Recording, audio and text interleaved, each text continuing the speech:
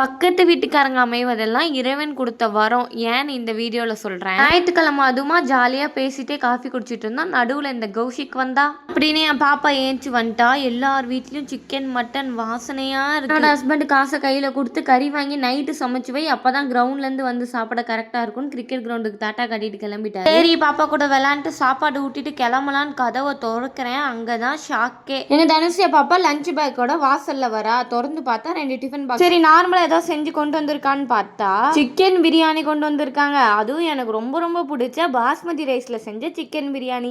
இப்போ நாங்க இருக்க ஊர்ல பாஸ்மதி ரைஸ்ல பிரியாணியே கிடைக்காது. அப்படியே கிடைச்சாலும் ஹை ரேட்ல சுமாரான டேஸ்ட்ல தான் கிடைக்கும். கொண்டு வந்த பிரியாணியும் சிக்கன் கிரேவியும் நல்லா ஒரு புடி புடிச்சிட்டு சமையல்ல இருந்து ஓபி அடிச்சுட்டு என் பாப்பா கிட்டன்னு ரெடி பண்ணிட்டு நானும் வேக வேகமா ரெடி ஆயிட்டு எங்க போறேன்னா எங்க கிரவுண்டுக்கு. அங்க என் பாப்பா எப்படி என்ஜாய் பண்றானா